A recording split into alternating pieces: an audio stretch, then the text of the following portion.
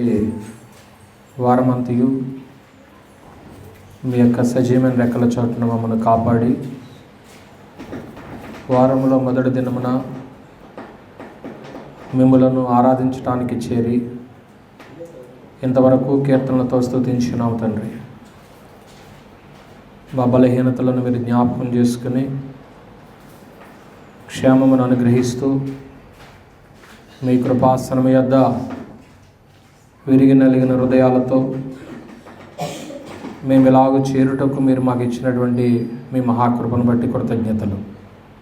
ఈ మందిరం చుట్టూ మీ కాపుదలను ఉంచండి తండ్రి. సమయంలో ప్రకటింపబడుతున్నటువంటి మాటలకు మీ ఆత్మ సహాయాన్ని అనుగ్రహించి గ్రంథం ఏమైతే మాకు సెలవిస్తుందో దానికి మేము విని లోబడే మనసు దయచేయమని, ఆ సంగతులు ప్రకటించడానికి కావాల్సిన సమయోచితమైన జ్ఞానాన్ని నాకును అనుగ్రహించమని మీ ప్రియకుమారుడైన యేసుక్రీస్తు వారి పుణ్యనామములో ప్రార్థించి వేడుకొనుచున్నాము మా ప్రియ పరలోకపు తండ్రి. ఆమేన్.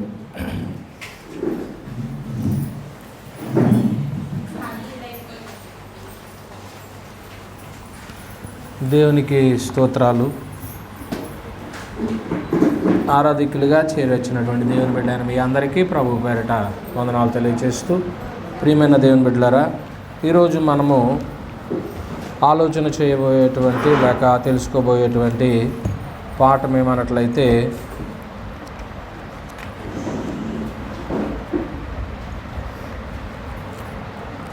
రక్షణలో బాప్తిస్మం యొక్క ప్రాముఖ్యత లేక బాప్తిస్మం యొక్క స్థానం ఏంటి అనే విషయాన్ని మనం ఆలోచన చేద్దాం. దేవుడైనటువంటి యెహోవా రక్షణ గురించి చెప్పినప్పుడు బాప్తిస్మం యొక్క స్థానాన్ని కూడా అందులో కలిపేసినట్లుగానే మనకు కనపడుతుంది. మార్కు సువార్త 16వ అధ్యాయము, మార్కు సువార్త 16వ అధ్యాయము 15వ వచనంలో, మరియు మీరు సర్వలోకమునికి వెళ్ళి సర్వ సృష్టికి సువార్తను, అంటే సువార్త యొక్క సందేశాన్ని వారికి ఇచ్చి ప్రభు పంపిస్తున్నప్పుడు వారికి ఇచ్చినటువంటి సందేశంలో ఉన్నటువంటి మాట, మీరు సర్వలోకానికి వెళ్ళి సర్వసృష్టి సువార్తను ప్రకటించండి, నమ్మి అనే కాడ ఆగిపోవద్దు అనే సంగతి మనకు అర్థమవుతుంది. చాలామంది దేవుని నమ్ముతారు, దేవుడు అంటే మాకు చాలా నమ్మకం అండి అంటూ ఉంటారు. అయితే ఇక్కడ మనకి గ్రంథం మాట్లాడుతుందంటే కేవలము నమ్మితే సరిపోదు అనే సందర్భాన్ని దేవుడు సెలవిస్తున్నాడు. నమ్మి ఏం చేయాలి? బాప్తిస్మం పొందాలి. ఏమండి, నమ్మి అక్కడ ఆగిపోకూడదు.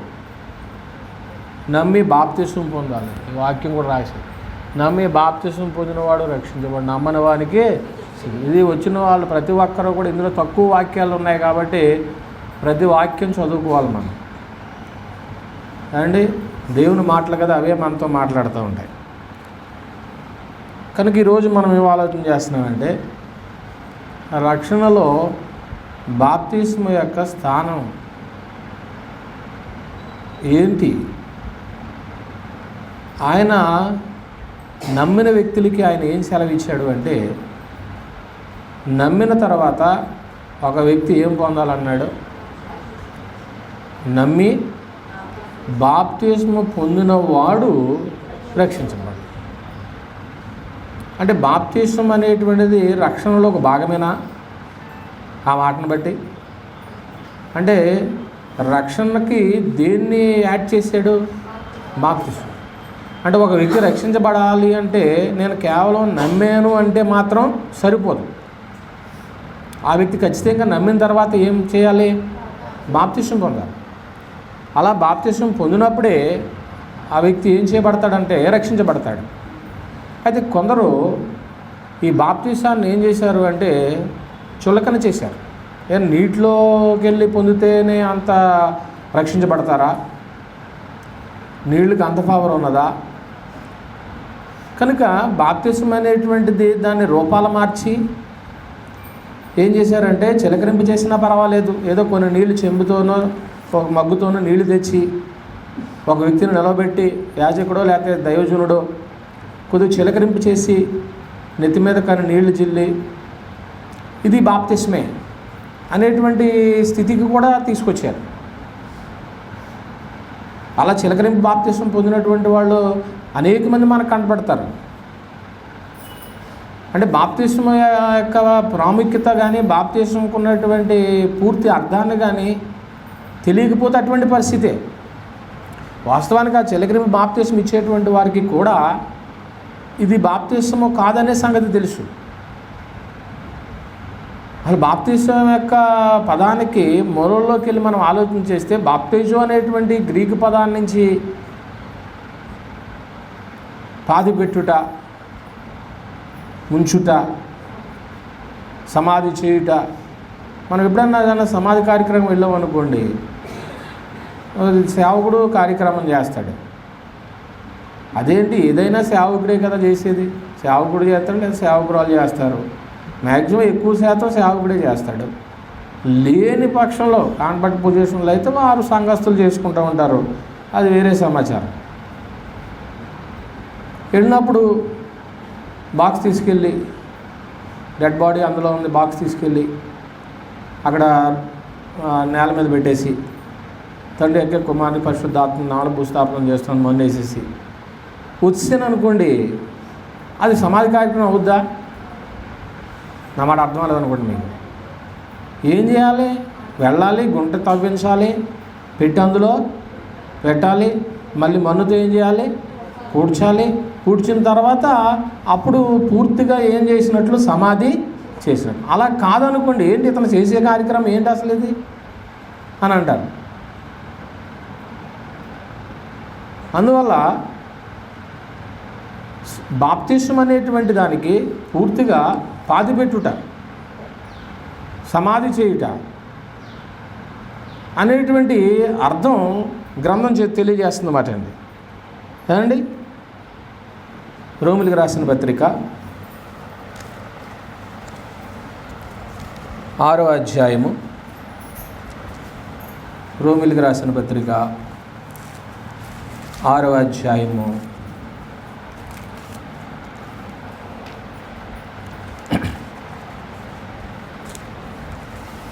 3వ వచనాన్ని మనం చూసినట్లయితే, క్రీస్తు యేసులోనికి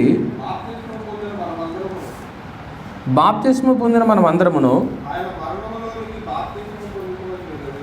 ఆయన మరణములోనికి బాప్తిస్మం పొందుతామని మీరు ఎరుగరా?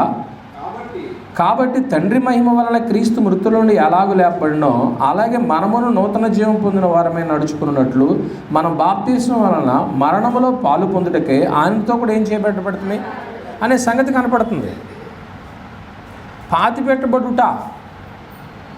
పాతిపెట్టుట ఏమండి? తొలి తర్జుమా దాదాపుగా క్రీస్తు శకం 280 ఆ ప్రాంతంలో ఐగుప్తు రాజు అయినటువంటి పేరు కూడా బిడ్డ రాసింది. ఏం పేరు రాసింది? టాలమీ ఫిలడెల్ఫిస్ అనేటువంటి ఐగుప్తు రాజు అలెగ్జాండ్రియాలోని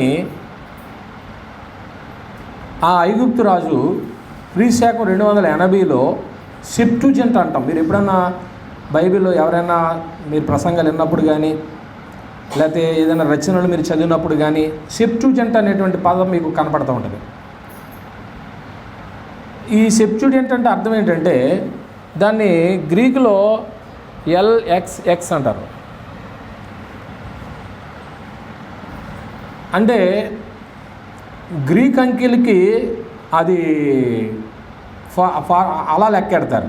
ఎల్ అంటే 50, ఎక్స్ అంటే 10, ఎక్స్ అంటే 10. అప్పుడు ఎన్ని అయినాయి? ఎల్ అంటే 50 అండి, ఎక్స్ అంటే 10 అండి, మరొక ఎక్స్ ఉంది అక్కడ 70. అంటే 70 మంది పండితులు కూర్చుని తొలి తర్జుమా చేశారు కాబట్టి దాన్ని సెప్టుజెంట్ అంటారు. ఏమండి? ఆ బాప్టిజ్ అనేటువంటి మాటను అంటే ఇలా గ్రంథం హెబ్రీలో నుంచి గ్రీకులో నుంచి తర్జుమా చేయబడినటువంటి పరిస్థితులు కాబట్టి మూలాల్లోకి మనం వెళితే బాప్తిస్మం అంటే ఏదో చెంబుతో నీళ్ళు తెచ్చి మగ్గుతో నీళ్ళు తెచ్చి చిలకరించేది కాదనే సంగతి చెప్పడానికి మేము విషయాన్ని జ్ఞాపకం చేశాను. పూర్తిగా ఏం చేయబడాలి? అతను పాతి పెట్టబడాలన్నమాట. ఏమంటున్నాడు? 6వ అధ్యాయానికి వచ్చేసాం. మళ్ళీ అక్కడే ఉన్నాము రోమపత్రికలోనే.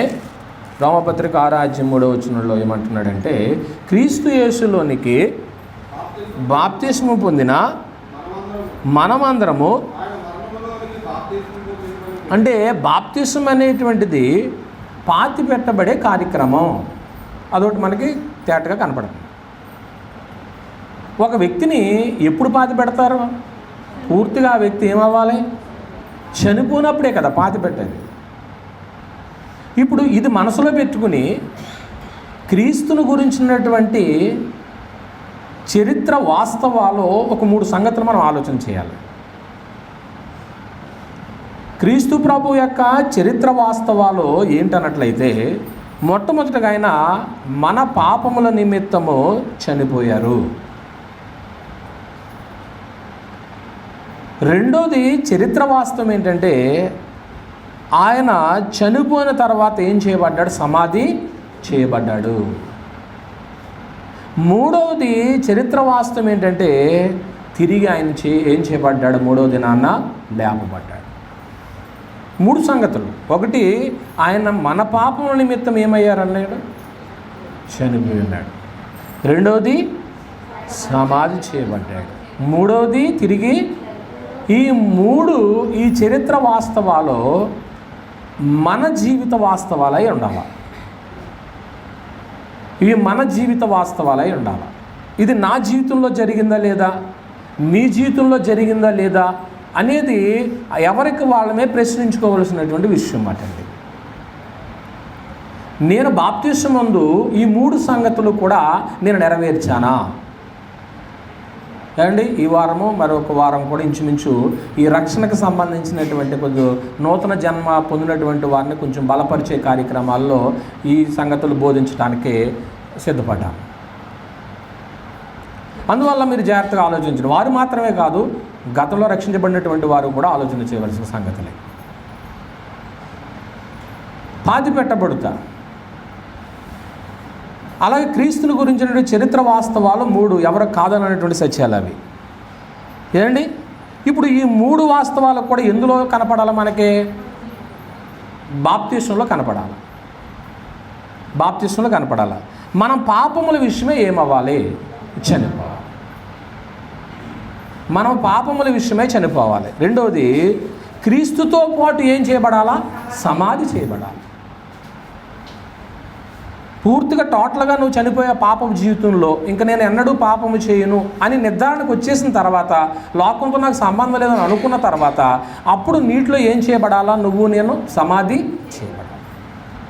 చనిపోయిన వ్యక్తిని ఖచ్చితంగా సమాధి చేస్తారు, అలా విడిచిపెట్టరుగా. మూడోది, ఆయనతో పాటు ఆయన 3వ దినాన్ని తిరిగి లేచినట్లుగా మనము కూడా ఏం చేయబడాలి? నీటిలో లేపబడాలి.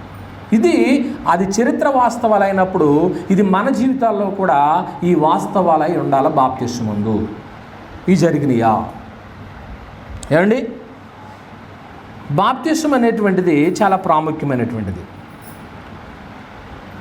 ఎవరు కాదనటువంటి సత్యం అది. చరిత్రలో అనేకులు ఏంటంటే యేసుక్రీస్తు ప్రభు వారు చనిపోలేదు అనేటువంటి మాటలు కూడా ఇంకా ప్రపంచంలో వినపడతానే ఉన్నాయి. అయితే ఇది వాస్తవము అనేమో గ్రంథం తేటగా చెబుతుంది. ఆయన చనిపోయాడు. సమాధికి కూడా రోమా గవర్నమెంట్ ఏమేసింది? ముద్ర వేసింది. అసలు రోమా గవర్నమెంట్ ముద్ర వేసిన తర్వాత ఆ సీల్ను తీసే ధైర్యం ఎవరికన్నా ఉందా? అసలు ఆయనతో పాటు ఉన్నటువంటి అపోస్తులకి ఏమీ లేదు ధైర్యం. లేక వారు పారిపోయారు. వారు లేరు అక్కడ. అలా ఆ ముద్రను తీసేటువంటి అధికారం ఎవరికి ఉందండి ఆ రోజుల్లో? లేదండి. ఏమండి, తిరిగి లేపబడ్డాడు. తిరిగి లేపబడ్డాడు అనటానికి రుజువేంటి? ఆయన ఎందులో అయితే ఆయన దేహాన్ని ఉంచారో ఆ సమాధి ఏం సాక్ష్యం ఇచ్చింది? ఆయన ఇందులో లేడు. ఎంప్టీ టూమ్, ఖాళీ సమాధి. మీరు వచ్చి చూసుకోండి. అందరూ వెళ్ళారు, క్రీస్తు దేహం అందులో ఉందా అంటే ఇది చరిత్ర వాస్తవమా కాదా? ఎవరు నమ్మినా నమ్మకపోయినా కానీ ఆ సమాధి సాక్ష్యం ఇచ్చింది. సజీవుడైన వాణ్ణి మీరెందుకు మృతులలో వెదుగుచున్నారని దూత సాక్ష్యం ఇవ్వలేదా? ముందుగా వెళ్ళి చూసినటువంటి పేతురు కానివ్వండి, తర్వాత వెళ్ళినటువంటి యోహాను కానివ్వండి, లేకపోతే స్త్రీలు కానివ్వండి, ఎవరు వెళ్ళి చూసినా కానీ ఆ సమాధిలో ఏమి లేదు, క్రీస్తు ప్రభు యొక్క దేహం లేదు కదా. ఆయన తిరిగి లేపడ్డాడు అనేటువంటి సంగతి. ఏమండి, బాప్తిస్మం అంటే ఆరాధ్యం 3వ వచనం మళ్ళీ చదువుతున్నాం. క్రీస్తు యేసులోనికి బాప్తిస్మం పొందిన మనం అందరము ఆయన మరణములోనికి బాప్తిస్మం పొందుతామని మీరు ఎరుగారు. అంటే ఇప్పుడు ఆయన మరణములోనికి పొందాలంటున్నాడు. ఆయన మరణములోనికి పొందాలి. క్రీస్తులోనికి బాప్తిస్మం పొందిన వారందరూ కూడా ఇంట్రడక్షన్లో ఏం చూసాము అంటే బాప్తిస్మం అనేటువంటిది చిలకరింపు కాదు. రక్షణకు ఏది మూడేసేసాడు దేవుడు? బాప్తిస్మాన్ని మూడేసేసాడు. నేను నమ్మాను. అప్పుడప్పుడు మీరు మీటింగుల్లో చూస్తూ ఉంటారు, ఇక్కడ యేసుప్రభు నమ్మినోడు ఎంతమంది ఉన్నారో చేతులు ఎత్తని అంటాడు నిలబడినటువంటి సేవకుడు. ఉన్న ఆడియన్స్ అందరూ ఏం చేస్తారంటే మేము యేసుప్రభుని నమ్మామంటారు. మీ అందరికీ దేవుడు రక్షణ ఇచ్చాడంటారు. అలా రక్షణ వస్తుందని గ్రంథం చెప్పిందా? చెప్పలేదు. ఒకప్పుడు సభలకు వెళ్ళిపోయి ఇలాగ ప్రజలు మోసపోయినటువంటి అనేక మంది జనాలు తప్పుదో పట్టించారండి. నేను బాప్తిస్మంలో చిలకరింపు తప్పు, జెండా ఎగరేయడం తప్పు, పూర్తిగా నీటిలో ఏం చేయబడాలా? నేను చనిపోవాలి పాపముల విషయమే. చనిపోయిన తర్వాత నీటిలో ఏం చేయాలా? సమాధి చేయాలి. క్రీస్తుతో పాటు నేను ఏం చేయబడాలి? తిరిగి. ఇది చరిత్ర వాస్తవాలు అయినప్పుడు ఆ వాస్తవాలు ఎవరి జీవితంలో జరగాల? బాప్తిస్మం పొందిన వారి జీవితంలో జరగాలి. ఆ మూడు సంగతులు కూడా. నిజమే, నా పాపముల కొరకు నేను చనిపోయాను అనేటువంటి వ్యక్తులు ఇక్కడ ఎంతమంది ఉన్నారో అది నీకు అప్లై చేసుకోవచ్చు. ఇంకా తిరిగి నేను గతంలో విడిచిన దాన్ని నేను చేస్తున్నాను అని అనుకుంటే నీ బాప్తిస్మం ఇంకా ఏమవదో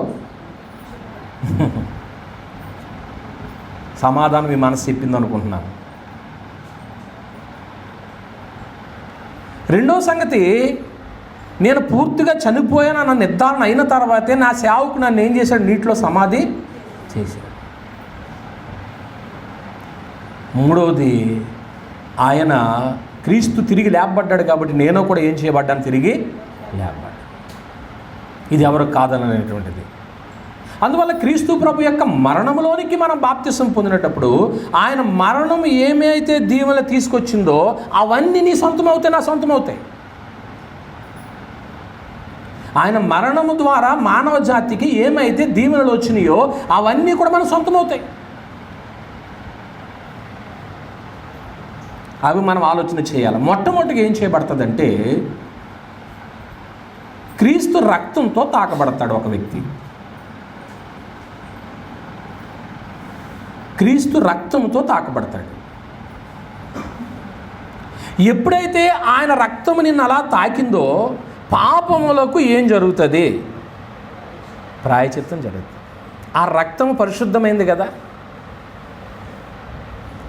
ఒక పరిశుద్ధమైనటువంటి నిర్దోషమైనటువంటి రక్తం నువ్వు బాప్తిస్మం పొందినప్పుడు ఆ రక్తం నిన్ను ఏం చేస్తుంది? తాకుతుంది అనేటువంటిది గ్రంథం మన ముందు మాట్లాడుతూ ఉంది. ఒక వ్యక్తి నీటిలోకి వెళ్ళిన తర్వాత విశ్వాసము ద్వారా క్రీస్తు ప్రభు యొక్క రక్తము నన్ను తాకుతుంది, నా పాపలు శుద్ధి అవుతున్నాయే అనేటువంటి ఒక విశ్వాసము నువ్వు నీటిలోకి వెళ్ళినప్పుడు కలగాలి. అపోస్తుల కార్యముల గ్రంథము 22వ అధ్యాయము అపోస్తుల కార్యముల గ్రంథం 22వ అధ్యాయము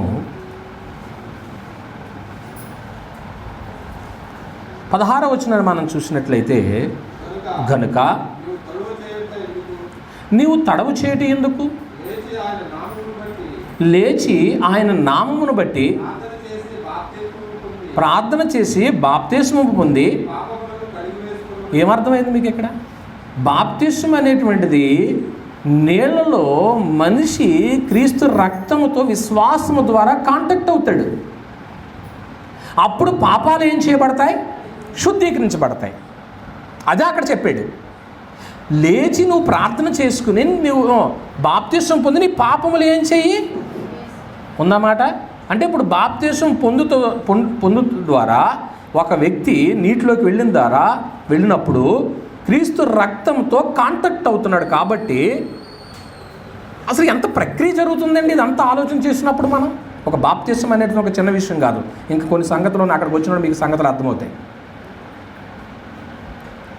అది చాలా చులకనగా చేశారు చాలామంది, కానీ మీకు తెలుసు దాని యొక్క విలువ ఏంటో. ఆ విలువ నాకు కూడా తెలుసు. అందుకే నేను ఎవరిని కూడా మీరు బాప్తిస్మం పొందండి అని నేను ఒత్తిడి చేయను. ఎందుకు చేయనో మీకు నెక్స్ట్ తర్వాత అర్థమవుతుంది. కనుక ప్రియమైన దేవుని వారలారా, నువ్వు క్రీస్తు రక్తంతో కాంటాక్ట్ అవుతున్నావు కాబట్టి, కనెక్ట్ అవుతుంది కాబట్టి, నువ్వు ఎప్పుడైతే రక్షించబడుతున్నావు, బాప్తిస్మం పొందినప్పుడు నీ పాపములు ఆటోమేటిక్గా ఏం చేయబడుతున్నాయి అన్నాడు? కడగబడుతున్నాయి. ఇదే సంగతి తొలి ప్రసంగం చేసినటువంటి పేతురు గారు పెంతెకొస్తు పండుగ రోజున ఆయన మాట్లాడినటువంటి సువార్త ప్రసంగంలో అపోస్తుల కార్యముల గ్రంథము 2వ అధ్యాయము 36వ వచనంలో ఆయన మాట్లాడుతూ ఏమంటున్నాడు చూడండి. ఆయన సువార్త ప్రకటిస్తూ వచ్చినప్పుడు తన తొలి ప్రసంగంలో మాట్లాడుతూ ఉంటున్నాడు. అపోస్తుల కార్యముల గ్రంథం 2వ అధ్యాయము 36వ వచనం అండి. మీరు సిలువ వేసిన ఈ యేసునే నియమించెను చెప్పాను. హృదయంలో నొచ్చుకుని మేమేమి చేద్దామని పేతురును కడమ అపోస్తులను అడుగగా సంగతి వస్తుంది, గ్రహించండి. పేతురు ఏమంటున్నాడు చదువు నాయన. పేతురు, మీరు మారు మనసు పొంది పాప క్షమాపణ నిమిత్తము ప్రతివాడు యేసుక్రీస్తు నామమున. అంటే ఏమర్థమైంది ఇక్కడ? అంటే ఇప్పుడు పాపములు శుద్ధీకరించబడటానికి యేసుక్రీస్తు నామమున ఏం పొందాలా? బాప్తిస్మం పొందాలి. అంటే ఇప్పుడు నీటిలోకి వెళ్ళిన తర్వాత క్రీస్తు రక్తముతో విశ్వాసము ద్వారా నువ్వు కాంటాక్ట్ అయ్యి అది ఎప్పుడైతే నిన్ను తాకిందో క్రీస్తు రక్తము, అప్పుడు పాపములు ఏం చేయబడుతున్నాయి? కడిగి వేయబడుతున్నాయి, శుద్ధీకరించబడుతున్నాయి. దీన్ని ఏమన్నదంటే గ్రంథము పునర్జన్మ సంబంధమైన స్నానం. తీతు పత్రిక 3వ అధ్యాయము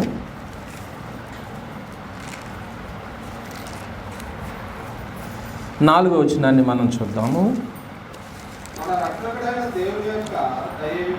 మన రక్షకుడైన దేవుని యొక్క దయయు మానవుల ఎడల ఆయనకున్న ప్రేమయు ప్రత్యక్షమైనప్పుడు మనము నీతిని అనుసరించి చేసిన క్రియల మూలముగా కాక తన కనికరము చొప్పుననే పునర్జన్మ సంబంధమైన స్నానం అన్నాడు చూడండి. పునర్జన్మ సంబంధమైన స్నానము ద్వారాను పరిశుద్ధాత్మ మనకు నూతన స్వభావము, నూతన జీవము, నూతన స్వభావం ఈ రెండూ వస్తున్నాయి. నూతన జీవము, నూతన స్వభావం రెండూ వస్తున్నాయి. కనుక ప్రియమైన దేవుని వారలారా, బాప్తిస్మమందు జరిగేటువంటి కార్యక్రమం ఏంటంటే క్రీస్తు రక్తంతో ఆ వ్యక్తి ఏం చేయబడతాడో? తాకబడతాడు. క్రీస్తు రక్తంతో ఎప్పుడైతే తాకబడ్డాడో క్రీస్తు యొక్క మరణములోనికి అతను బాప్తిస్మం పొందినవాడు అవుతాడు. రోమా 6:3 ప్రకారంగా క్రీస్తు యేసులోనికి బాప్తిస్మం పొందిన మీరు అందరూ ఆయన మరణములోనికి బాప్తిస్మం పొందుతామని మీరు ఎరుగరా? అంటే ఆయన మరణములో ఉన్నటువంటి దీవెనలన్నీ కూడా రక్షణ పొందినటువంటి వ్యక్తికి సొంతం అవుతాయి. ఏమండి? ఎన్ని సంగతులు చెప్పాను? ఎన్ని రాసుకున్నారు? 2. మూడో సంగతి ఏంటంటే క్రీస్తు ప్రభు యొక్క శరీరంగా ఉండటానికి బాప్తిసం పొందుతారు. క్రీస్తు ప్రభు యొక్క శరీరంగా ఉండటానికి బాప్తిసం పొందుతారు. కొరింథీయులకు రాసిన మొదటి పత్రిక 12వ అధ్యాయము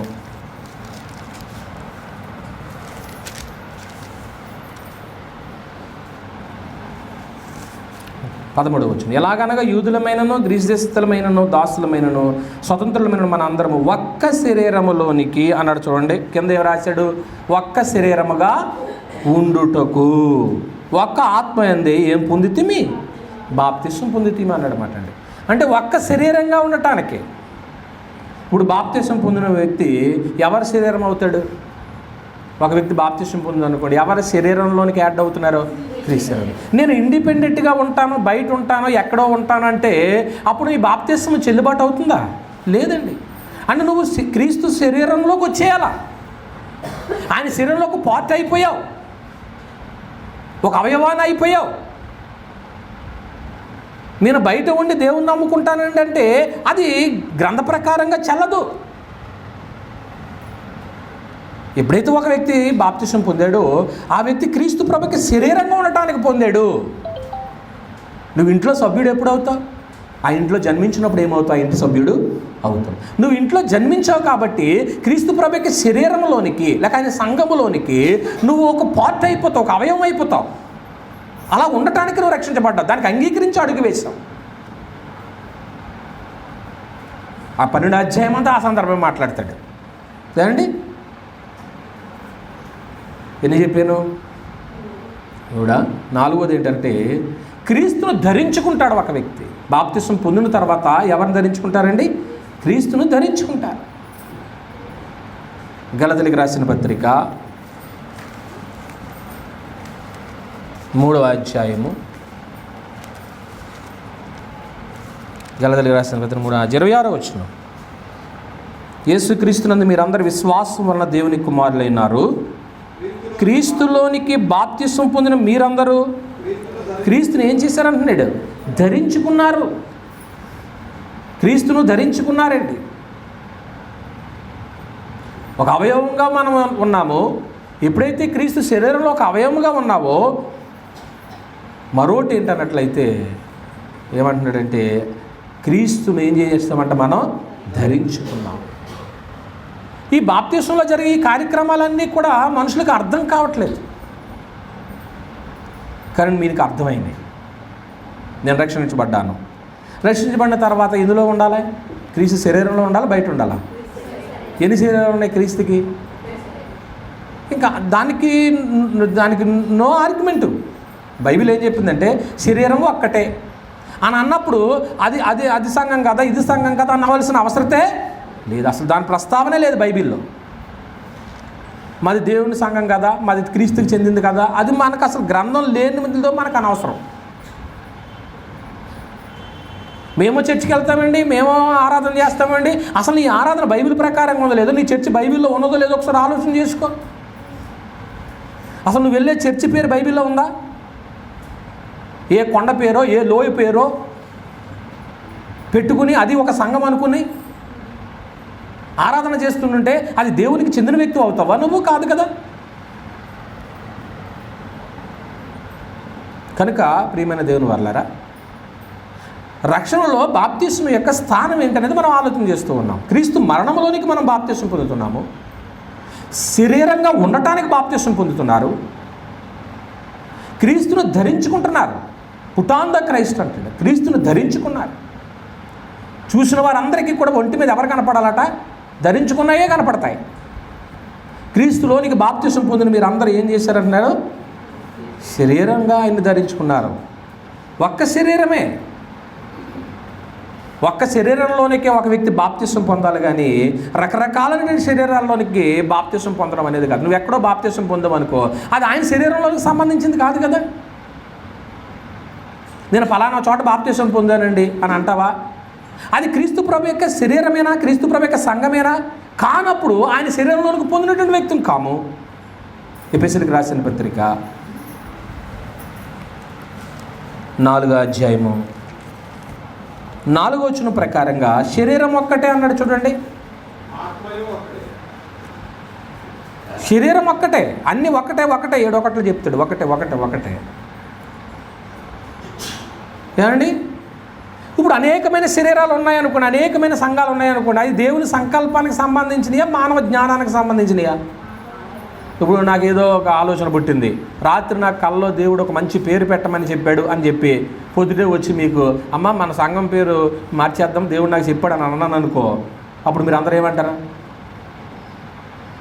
నిజమేనేమో, అయ్యగారికి రాత్రి ఏం చేసి ఉంటాడో చెప్పి ఉంటాడు కనుక రేపు నుంచి అంట మన సంఘానికి ఏం పేరు పెడతాడట, ఆయన అనుకున్న పేరు ఏదో పెడతాడట అన్నారు అనుకో, ఏం చేస్తారు?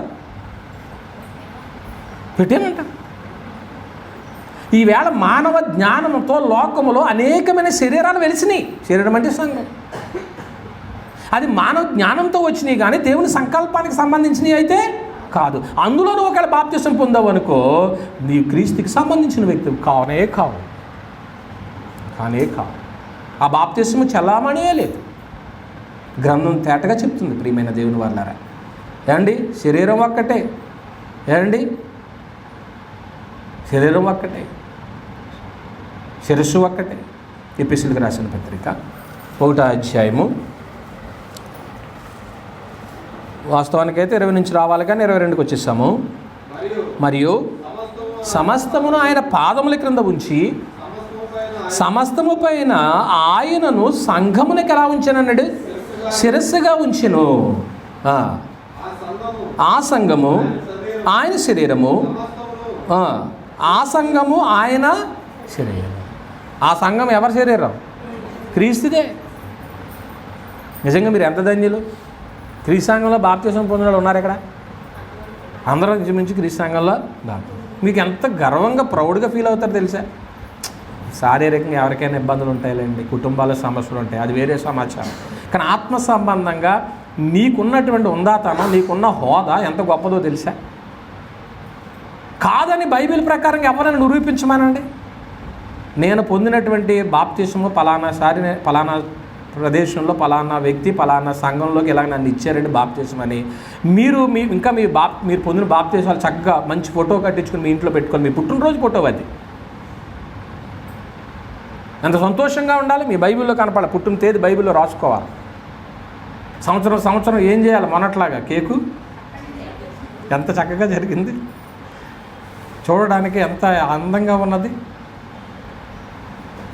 కొత్తగా జన్మించినప్పుడు అలాగే ఉంటాయి.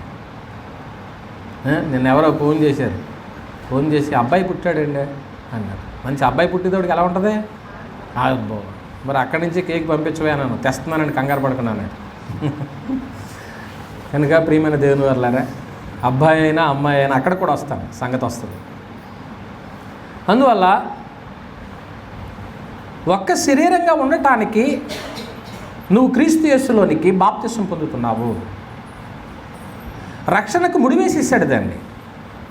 నేను రక్షించబడతాను అనే వ్యక్తి, ఏ వ్యక్తి అయినా, నాకు రక్షణ కావాలనుకున్నాడు ఏ వ్యక్తి అయినా నమ్మి ఏం చేయాలండి? అతను ఖచ్చితంగా బాప్తిసం పొందుతామంటే ఆయన మరణంలోనికి బాప్తిసం పొందుతున్నాం. ఆయన మరణంలోనికి ఎప్పుడైతే పొందామో ఆయన మరణం తీసుకొచ్చిన దీవెనలన్నీ నీ సొంతమవుతాయి అనే సంగతి జ్ఞాపకం చేసుకుంటున్నావు.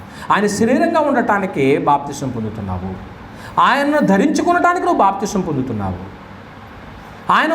ఆయన శిరస్సు క్రీస్తు, సంఘం ఆయన యొక్క శరీరము. లోకంలో మానవ జ్ఞానంతో దాదాపుగా శరీరం ఒక్కటే 600 బాడీలు అనుకోండి. నా మాట అర్థం కాలేదనుకుంటా. శిరస్సు ఒక్కటే, శరీరాలు ఎన్ని? 600. ఎలా ఉంటుంది చూడడానికి? ఫేసు, దేహం ఎలా ఉంటుంది? ఇటు పక్క ఒక 10 తలలో, ఇటు పక్క 10 తలలు ఉండి ఒకే బాడీ ఉందానికి ఎలా ఉంటుంది? అసలు నా మాట అర్థమవుతుందా మీకు? శిరస్సు ఒక్కటే, శరీరం కూడా ఒక్కటే. మరి వేరే వేరే శిరస్సులు పెట్టుకుని అది క్రీస్తుకు చెందింది అని అనుకుంటే కనుక అది దేవుని యొక్క సంకల్పానికి సంబంధించింది ఏమాత్రం కాదు. అందుకే అన్నాడు, ఏమన్నాడు? 22 ఆయన సమస్తమును ఆయన పాదముల క్రింద ఉంచి సమస్తము పైన ఆయనను సంఘమునకు ఎలా ఉంచాడు? శిరస్సుగా నియమించాడు. ఏ సంఘానికైతే క్రీస్తు శిరస్సుగా ఉన్నాడో ఆ సంఘానికి నువ్వు నేను కూడా ఒక అవయముగా ఉండాలి. ఆయన ఉద్దేశం అనేక శరీరాలు స్థాపించాలని కాదండి. అలాగ అనుకుంటే బైబిల్ ఎప్పుడో చెప్తాడు.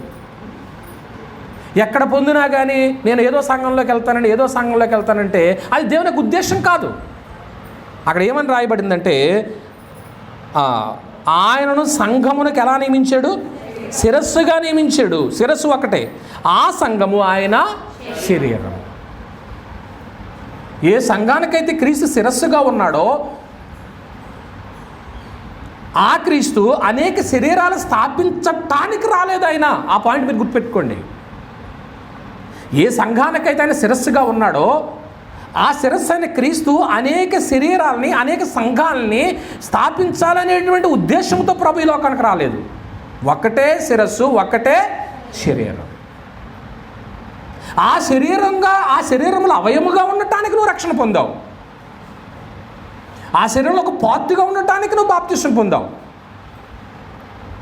ఆ బాప్తిస్మం ఎటువంటిది అవ్వాలన్నాడంటే నీటిలో ఏం చేయబడాలన్నాడో పాతి పెట్టబడాలనే సంగతి చూసాం. ఏమండి, మరొక అడుగు ముందుకేస్తూ ఈ సంగతిని ఎలాగ మీకు జ్ఞాపకం చేస్తున్నానంటే, ఒక వ్యక్తి బాప్తిస్మం ద్వారా దేవుని బిడ్డ అవుతున్నారు. ఇశ్రాయేలీయులు అనేటువంటి దేవుని నిబంధన ప్రజలు ఉన్నారు. ఈ నిబంధన ప్రజలు ఇంట్లో పుట్టిన ప్రతి వ్యక్తి, ఇశ్రాయేలీయుడు అనుకోండి, మళ్ళా చెప్తున్నాను, ఇశ్రాయేల్ ఇంట్లో పుట్టిన ప్రతి వ్యక్తి కూడా ఇశ్రాయేలుడు అవుతాడా అవడా?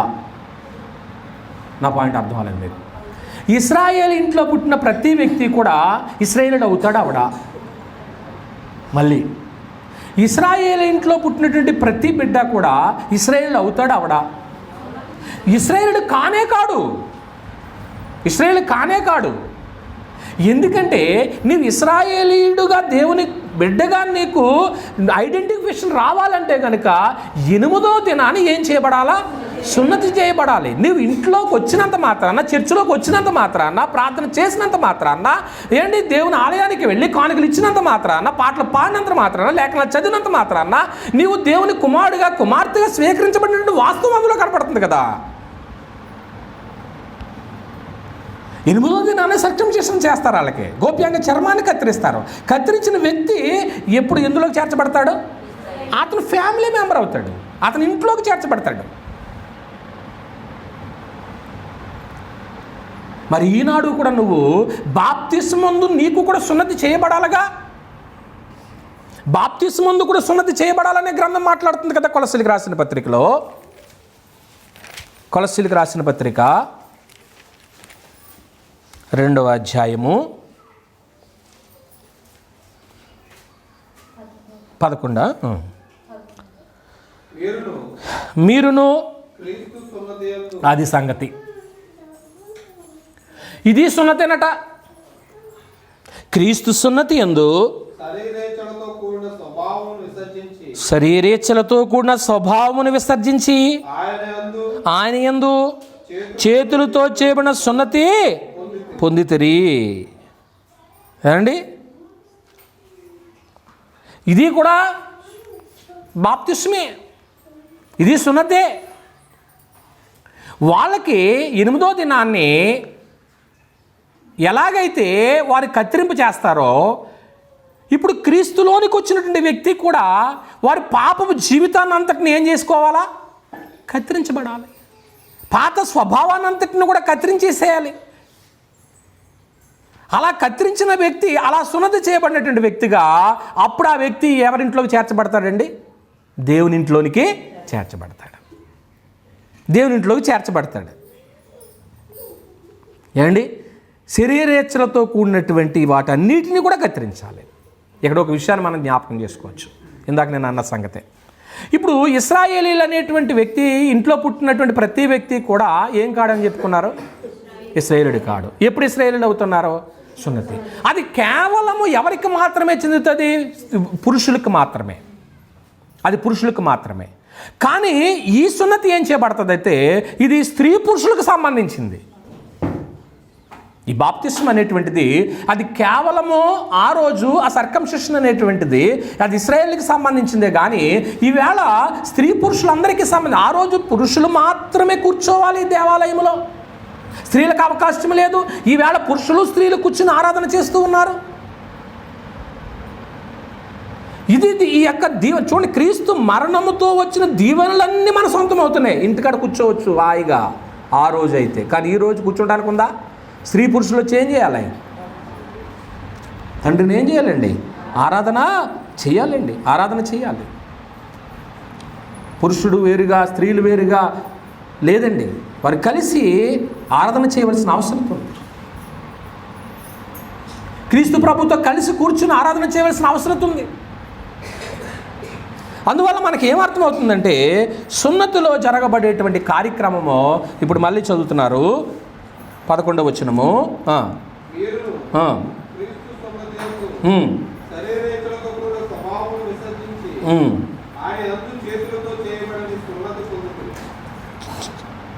చేతులతో చేయబడని, అంతేనా? అదేమో చేత్తో ఏం చేస్తారు? ఇది చేత్తో జరిగేది కాదు. అది కేవలం పురుషులకు మాత్రమే జరిగేది. ఇది మాత్రమే ఎవరికి జరిగేది? జరిగేది. ఎవరైతే కొత్తగా జన్మించారో వారందరూ వింటున్నారు అనుకుంటున్నాను. అందరూ ఉన్నారా కొత్తగా జన్మించిన వాళ్ళు? ఇక్కడ ఎవరైనా ఒకళ్ళు ఆబ్సెంట్లో ఉన్నారా? అందరూ ఉన్నట్లేగా. వినండి, మరలా కూడా ఒకవేళ వినాలనుకున్నప్పుడు ఈ సందేశము మీరు ఫోన్లో చూడవచ్చు. కొన్ని సంగతులు ఏం చేయబడాలంటున్నాడంటే కత్తిరించబడాలి. అది శరీరేచ్ఛలతో కూడినటువంటి, చేతులతో చేయబడనటువంటి సున్నతి. ఏమండి, ఈ కత్తిరించాలంటే ఎక్కడికి వెళ్ళాలి? ఏమండి, ఎవరో చెప్పిందే విన్నదే చెప్తున్నాను. పాపం ఒక అతనికి క్యాన్సర్ వ్యాధి ఉందట. అతను ఫలానా ఫారిన్ నుంచి ఒక డాక్టర్ గారు వస్తున్నారు రేపటి దినాన్ని, లేకపోతే ఫలానా టైంలో, ఆయన మంచి ఎక్స్పర్టు, ఆయన బాగా చేస్తారు అని చెప్పేటప్పటికి మొత్తానికి అలాగే ఇన్ఫర్మేషన్ తెలుసుకున్నాడు. వెళ్ళాడు, ఎయిర్పోర్ట్కి వెళ్ళాడు. ఆయన రావడం చూశాడు, ఆయన ఫాలో అయ్యాడు. ఆయన ఏ హాస్పిటల్కి వెళ్తున్నాడో గేటు దగ్గర ఉన్నాడట. గేటు దగ్గర ఉండి వెంటనే కారుకి అడ్డుపడి, అయ్యా మరి మీరు చేయేస్తే చాలు నా రోగం ఏమైపోద్దట, బాగుపడిపోద్ది, నాకు అర్జెంటుగా కూడా నాకు ఆపరేషన్ చేసేయండి అన్నాడు. సరే చేస్తానులే, సరే నడువు అన్నాడు. అలా కాదండి, నాకు ఇక్కడే చేసేయండి అన్నాడు. ఎక్కడ? అప్పుడు డాక్టర్ గారు అన్నారట, ఇది ఇక్కడ చేసేది కాదురా, ఎక్కడికి వెళ్ళాలా? ఆపరేషన్ థియేటర్కి వెళ్ళాలి. ఆపరేషన్ థియేటర్కి వెళ్ళి అప్పుడు ఏం చేయాలా? అతనికి ఆపరేషన్ చేయాలి. నీకు అప్పటికిప్పుడు రక్షణ వచ్చేదంటే వచ్చేది కాదు. అది నిన్ను ఆపరేషన్ థియేటర్ దగ్గర నీళ్ళ తొట్టి దగ్గరికి ఏం చేయాలా? తీసుకెళ్ళాలి. అది తొట్టే కావచ్చు, అది చెరువే కావచ్చు, అది ప్రవాహమే కావచ్చు, అది ఏదైనప్పటికీ కూడా అక్కడ తీసుకెళ్ళి నీ శరీరేచ్ఛలతో కూడినటువంటి పాపపు స్వభావం ఏమైతే ఉందో అప్పుడు అక్కడ ఏం చేయాలా? ఒక సామాన్లు అవి పట్టుకుని ఉంటాయి కదా, వాటినన్నింటిని ఏం చేయాలా? కత్తిరించి ఇది చేయాలి. అప్పటికప్పుడు జరిగేది కదా, అక్కడికక్కడ జరిగేది కాదు. నాకు రక్షణ వచ్చేసిందని నేను చర్చికి వెళ్తున్నట్టు జరిగేది కాదు. ఖచ్చితంగా నువ్వు ఎక్కడికి వెళ్ళాలి? థియేటర్కే వెళ్ళాలి. అక్కడికి వెళ్ళవలసిందే. నీళ్ళ దగ్గరికి వెళ్ళి ఏం చేయాలండి? బాప్తిసం పొందవలసిన అవసరం ఉంది. ప్రియమైన దేవుని వారలారా, ఏమండి, కొందరు మత్స్యాకులు ఏం చేస్తారంటే, అబ్బాయి ఏం పొందవసరం లేదండి, నీటిలో బాప్తిసం పొందితే ఏముంది, మనం యేసుప్రభుని నమ్మితే సరిపోద్ది అని అనుకుంటారు. అదే నమ్మితే సరిపోతుంది అనే మాట ఎక్కడుంది గ్రంథంలో? కేవలం నమ్ముకుంటే సరిపోద్దా? చాలదండి. క్రీస్తు ప్రభు యొక్క శరీరంలోనికి, ఆయన మరణములోనికి ఏమండి మనము ఖచ్చితంగా బాప్తిసం పొందవలసిన అవసరం ఉంది. అలాగ మనం పొందలేదనుకోండి, ఇప్పుడు నేను చెప్పినటువంటి పాఠాన్ని బట్టి మీరు ఎవరైనా బాప్తిసం పొందలేదనుకోండి, ఆ బాప్తిసము చలామణి కాదు. అలా కాకుండా 2 సార్లు పొందినా, నేను 2 సార్లు పొందినా, 3 సార్లు పొందినా అది కూడా చెల్లదు. క్రీస్తు శరీరంలో పొందినప్పుడు మాత్రమే అది కరెక్ట్. శరీరంతో ఉండటానికి బాప్తిసం, శరీరంగా ఉండటానికి బాప్తీసం. ఇవన్నీ నీ మనసులో జరగాలి, నీ జీవితంలో జరగాలి. ఇలాగ ఒక ఆయనకి ఫలానా చోట నువ్వు చెయ్యవయ్యా అని అన్నప్పుడు కోపం వచ్చేసింది. ఇప్పుడు ఎవరికైనా సరే, ఉదాహరణకి మీరు ఎక్కడో బాప్తీసం పొందారు అనుకోండి, ఫర్ ఎగ్జాంపుల్ చెప్తున్నా, నా మీద ఎవరు కోపం పెట్టుకుంటారు, పొందారు అనుకోండి, ఏదో నువ్వు జాయిగా క్రీస్తు సంఘానికి అలవాటు అయ్యావు, ఎవరి ద్వారానో పరిచయం అయ్యావు. అప్పుడు గ్రంథంలో మాట్లాడుతూ ఏమన్నారంటే ఇది చలామణి కాదు అనే సందర్భం ఎప్పుడు మాట్లాడుతున్నారు అనుకోండి.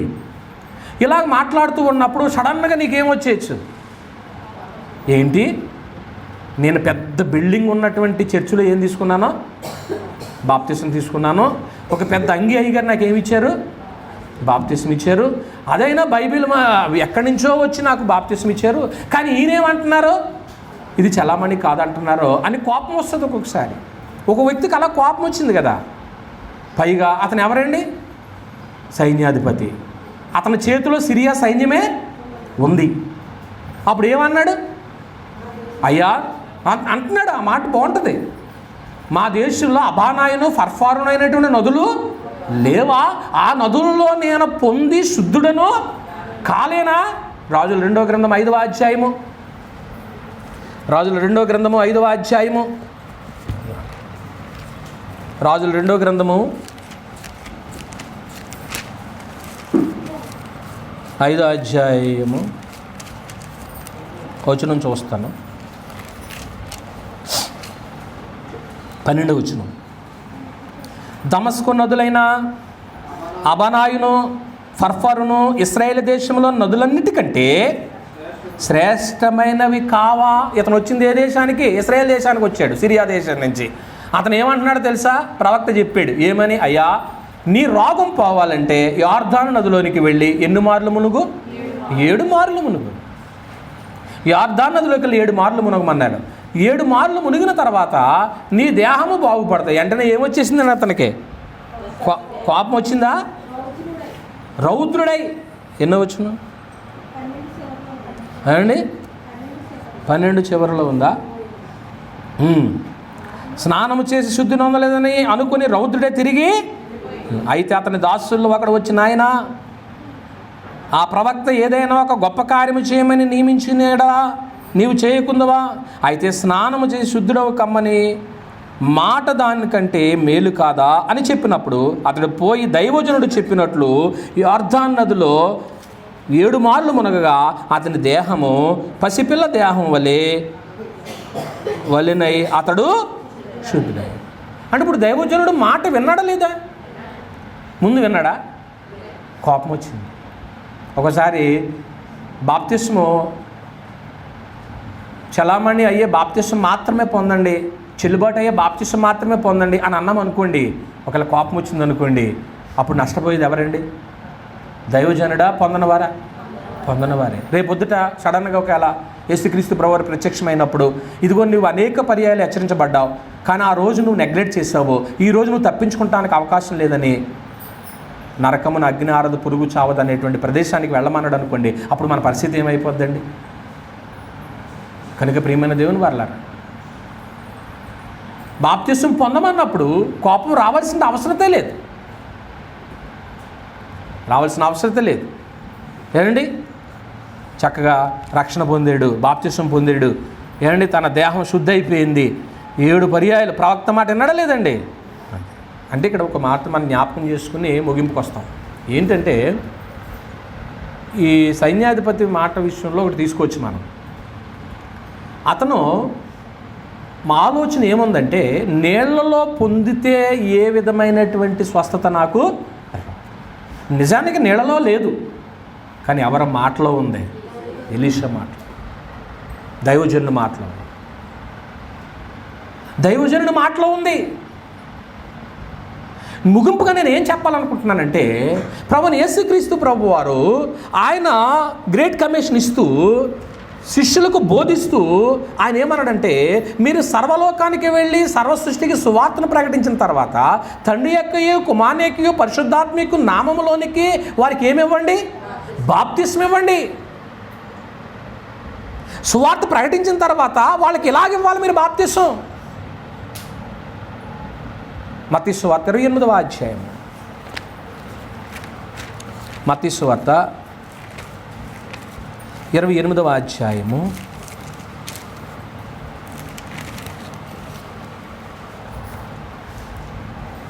19. కాబట్టి మీరు వెళ్ళి సమస్త జనులను శిష్యులుగా చేయుడి, తండ్రి యొక్కయు కుమారుని యొక్కయు పరిశుద్ధాత్మ యొక్కయు ఉందా మీ గ్రంథంలో? నామములోనికి వారికి ఏమివ్వండి? నామములోనికి వారికి బాప్తిస్మం ఇవ్వండి. వారి నామములోనికి అంటున్నాడు. నామం అంటే అధికారంలోనికి అర్థమండి. దాన్ని ఏమంటాడంటే ఓనిమియా అంటాడు. ఒనోమియా గ్రీకులో. అధికారంలోనికి అంటే ఆ అధికారం ఉంది, ఆ నామంలో పవర్ ఉంది. తండ్రి యొక్కయు ఏమన్నాడండి? కుమారుని యొక్కయు పరిశుద్ధాత్మకు నామములోనికి వారికి ఏమండి? మీకు అలాగే పొందుకున్నారా బాప్తిసం పొందిన వాళ్ళందరూ? నమ్మట అర్థం అవ్వలేదు. బాప్తిసం పొందినప్పుడు మీ ఏ అధికారంలోకి ఇవ్వబడింది? తండ్రి యొక్కయు కుమారుని యొక్కయు పరిశుద్ధాత్మ యొక్కయు నామములోనికి మీకు ఏమి ఇచ్చారు? బాప్తిసం. అంటే రక్షణ పొందడం అనేటువంటి, రక్షణలో బాప్తిసం అనేటువంటి చాలా అవసరము. ఇచ్చేవారు పుచ్చుకునేటువంటి వారు కూడా ఇద్దరూ కూడా నీళ్ళలోనికి దిగుతారు. నీళ్ళలోనికి దిగిన తర్వాత వాళ్ళు ఏమని ఒప్పుకుంటారు? పుచ్చుకునేవారు ఏమని ఒప్పుకుంటారు? నేను ఎవరినని వాళ్ళు ఒప్పుకుంటారు? నేను పాపం చేశాను, పాపాలు ఒప్పుకుంటున్నాను, నాకేమి ఇవ్వండి? బాప్తిసం ఇవ్వండి. ఇప్పుడు దాకా మీరు విన్నారు కదా, పాపాలన్నీ ఏం చేయబడాలా? సమాధి చేయబడాలా. క్రీస్తులాగా మూడో దినాన్ని తిరిగి ఏం చేయబడాలా అని ఒప్పుకున్న తర్వాత మీకు ఏమి ఇస్తారో బాప్తిసం. రైట్. ఇప్పుడు మీకేం జ్ఞాపకం చేయాలనుకుంటున్నానంటే, మీరు వచ్చి నీటిలో నిలబడి, అయ్యా మీరు నాకు బాప్తిసం ఇవ్వండి అన్నారు. ఏమని ముందు ఏ మాట ఉంది? నమ్మి. ఆ మొట్టమొదటి మాట తీసుకోండి ఒకసారి. నేను నమ్మాను అని మీరు వచ్చి నీటిలోకి వచ్చి నిలబడి బాప్తిసం ఇమ్మన్నారు. నేను నమ్మాను అని వచ్చి నిలబడి నీటిలో బాప్తిసం ఇమ్మన్నారు. అప్పుడు మీరు నమ్మారా లేదంటారు నాకు రుజువేంటి? మీరు నమ్మారా లేదంటారు రుజువేంటి? అదేంటండి, ఆదివారం మీ కళ్ళ ముందే కనపడుతున్నాం, మేము కార్యక్రమాలు చేస్తున్నాము, అయినా మేమంటే నమ్మకం లేదా? లేదు నాకు అంటే నేను అనట్లేదు. ఒకవేళ నా మీద మీరేం కోపం పెట్టుకునే అవసరం లేదు. ఇప్పుడు ఇద్దరు ట్రావెల్ చేస్తున్నారు. ఎక్కడి నుంచి వస్తున్నాడు అతను? యెరూషలేము నుంచి గాజాకి తన ఊరు వెళ్తున్నాడు. దేని మీద కూర్చున్నాడు? రథం మీద కూర్చున్నాడు. రథం మీద కూర్చుని ఏం చేస్తూ ఉన్నాడు? యెషయా గ్రంథాన్ని చదువుతూ వస్తున్నాడు. యెషయా గ్రంథాన్ని చదువుకుంటూ వస్తున్నాడు. అలా చదువుతూ ఉంటుండగా సువార్తికుడైనటువంటి ఫిలిప్పు సువార్త ప్రకటిస్తూ ఉన్నాడు. నపుంసకుడు ఏమడిగాడు? అయ్యా నాకేమి ఇవ్వండి? ఇక్కడ మీరు మంచి పాయింట్ జాగ్రత్త గుర్తుపెట్టుకోండి. బాప్తిస్ము పొందమని సువార్తికుడైనటువంటి ఫిలిప్పు అడిగాడా? బాప్తిస్ము నాకు ఇయ్యమని నపుంసకుడు అడిగాడా? అంతేనా? ఇప్పుడు మీరు బాప్తిసం పొందండి అని చెప్పడం నా వంత, సువార్త ప్రకటించడం నా వంత? అతను ఇలా ప్రకటించుకుంటూ వెళ్ళిపోతూ ఉంటుండగా నీళ్లున్న ఒక చోటికి వచ్చిన తర్వాత రథం ఆపమన్నాడు. ఆపిన తర్వాత ఏమని అడిగాడు నపుంసకుడు? ధనాగారవంతమైన అధికారి, ఇదిగో నీళ్లు బాప్తిసం ఇచ్చుటకు నాకు ఆటంకం. నీకు ఆటంకం లేకపోతే నాకుంది ఆటంకం, ఇచ్చేవాడికి నాకుంది ఆటంకం. అదేటయ్యా, నేను నమ్మానంటున్నాను కదా, నేను నమ్మినప్పుడు ఇవ్వడానికి నీకు బాధ ఏంటి? నువ్వు నమ్మావంటే నాకు రుజువేటి?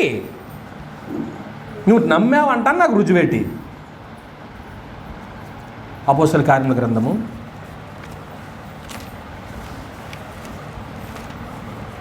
8వ అధ్యాయం. Very good. అంటే మీరు చెప్తారా లేదా అని ప్రశ్న వేశాను. చాలా అలర్ట్గా ఉన్నారు, బైబిల్లో మంచి ఫార్వర్డ్గా ఉన్నారు. 8వ అధ్యాయము వచనం 26 లేక 34 నుంచి వచ్చేద్దాం. అప్పుడు నపుంసకుడు ప్రవక్త ఎవరి గురించి ఇలాగ చెప్పుచున్నాడు? తన గురించియా వేరొకని గురించి దయచేసి నాకు తెలుపుమని పిలుపుని అడిగాను. అందుకు పిలుపు నోరు తెరిచి ఆ లేఖనమును అనుసరించి అతనికి యేసును గురించి ఏం ప్రకటించాడు? సువార్తను ప్రకటించారు. అక్కడి నుంచి చదవండి. వారు త్రోవలో, అలాగే ఉన్న మీ బైబిల్లో, వారు త్రోవలో వెళ్ళుచుండగా నీళ్ళున్న ఒక చోటికి వచ్చినప్పుడు నపుంసకుడు ఏమంటున్నాడు? ఎవరు అడుగుతున్నారా? మాకు ఇప్పుడు బాప్తిస్మం ఇస్తారు, మాకు ఇప్పుడు బాప్తిస్మం ఇస్తారు అనేవారు కదా మీరు. ఇదిగో మీరు ఈ బాప్తే, మంచివాళ్ళు మీరు, నిజంగా వాక్యానికి దగ్గర ఉన్నవాళ్ళు మీరు. ఇదిగో నీళ్ళు, నాకు బాప్తిస్మం ఇచ్చుటకు ఆటంకం ఏమని అడిగాను. రథము నిలుపుమని ఆజ్ఞాపించను. పిలుపు ఇప్పుడు ఇంతకీ ఇచ్చే వ్యక్తికి ఆటంకం లేదు, తీసుకునే వ్యక్తికి ఆటంకం లేదు. ఇచ్చే వ్యక్తి ఏమంటున్నాడు? నీవు పూర్ణ హృదయముతో ఏం చేయాలా? విశ్వసించిన ఎడల పొందవచ్చునని చెప్పాను. జాగ్రత్తగానండి. అతడు యేసుక్రీస్తు దేవుని కుమారుడిని విశ్వసించుచున్నానని ఉత్తరం ఇచ్చెను. పిలుపు నపుంసకుడు ఇద్దరును ఎందులోకి దిగిరి? ఇద్దరు నీళ్ళలోనికి. ఏం జరిగింది అనేది ఒక్కసారి చెప్పరా? అక్కడ ఏం జరిగింది అనేది ఒకసారి చెప్పండి మీరు. ఇప్పుడు ఇద్దరు రథం మీద వెళుతున్నారండి, నీళ్లు కనపడ్డాయండి. నపుంసకుడు సువార్తికుని ఏమడిగాడు? అప్పుడు సువార్తికుడు ఏమన్నాడు? నువ్వు విశ్వసిస్తే ఇస్తానంటాడు. అదేంటి అంటే విశ్వసించకుండా ఎంతటో ట్రావెల్ చేశాడా? ప్రసంగం అంతా విన్నాడు కదా, విన్న తర్వాత మళ్ళీ ఏమంటున్నాడు ఈ సువార్తికుడు? అంటే విశ్వసిస్తే ఇస్తానంటే అప్పుడు విశ్వసించడం అనేటువంటిది, నమ్మకం అనేటువంటిది ఏ రూపంలో జరగాలంట ఆ నమ్మకం? అదే అంటున్నాడు. ఎలా విశ్వసించాలంట? ఎలా ఒప్పుకోవాలంట? యేసుక్రీస్తు దేవుని కుమారుడని ఏం చేయాలా? అది మరి సంగతే. యేసుక్రీస్తు దేవుని కుమారుడని విశ్వసించాలి అంటే దాని అర్థం ఏంటి? యేసుక్రీస్తు దేవుని కుమారుడు అంటే ఆయన నా జీవితంలో నా ఏలిక, నా బాస్ ఆయన. నేను ఏది చెయ్యాలన్నా బాప్తిసం పొందిన తర్వాత మా అమ్మని అడగను, నా తల్లిని అడగను, నా తండ్రిని అడగను, నా పిన్నిని అడగను. ముందు ఎవరిని అడుగుతా? క్రీస్తుని అడుగుతా. ఎందుకంటే నేను ఎప్పుడైతే బాప్తిసం పొందానో నా ఏలిక ఎవరైపోయారు? క్రీస్తు అయిపోయాడుగా. నా మాటలు అర్థమవుతున్నాయి మీకు? రక్షణలో బాప్తిస్మం యొక్క స్థానం ఏంటో ఒకసారి ఆలోచన చేస్తున్నాం మనం. ఎంత ప్రాముఖ్యమో చూడండి. నమ్మి అక్కడ ఆగిపోకో, ఇంకొచ్చేయరు. నమ్మి అక్కడ ఆగిపోకో. నమ్మి ఏం చేయమన్నాడండి? బాప్తిస్మం పొందిన వాడు ఏం చేయబడును? రక్షించబడును.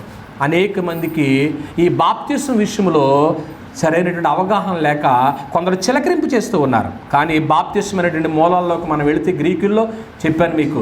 అలెగ్జాండ్రియాలో టాలమీ ఫిలదెల్ఫస్ అనేటువంటి ఒక ఆయన, ఐగుప్తు దేశానికి చెందినటువంటి మహారాజు, సెప్టుజెంట్లో అంటే 70 మంది పండితుల చేత తర్జుమా చేసినప్పుడు గ్రీకు మూలాల్లోకి వెళ్ళినప్పుడు బాప్టిజో, పాతి పెట్టబడుట, సమాధి చేయబడుట, ముంచుట అనేటువంటి అర్థాలు తీసుకొచ్చాడనమాట అండి. అది మూలాల్లోకి వెళ్ళినప్పుడు. కనుక ఒక వ్యక్తి బాప్తిసం పొందాడంటే పూర్తిగా అతను ఏమవ్వాలో తెలుసండి? చనిపోవాలి, సమాధి చేయబడాలి, 3వ దినం తిరిగి. ఇది నీ జీవితంలో జరగకముందు ఎవరి జీవితంలో జరిగింది? క్రీస్తు. అది చరిత్ర వాస్తవాలు, అది చరిత్ర వాస్తవాలు. అది చనిపోయాడు అనేటువంటి చరిత్ర వాస్తవము, సమాధి చేయబడ్డాడు అనే చరిత్ర వాస్తవము, ఖాళీ సమాధి సాక్ష్యం ఇచ్చింది 3వ దినం తిరిగి లేచాడని చరిత్ర వాస్తవం.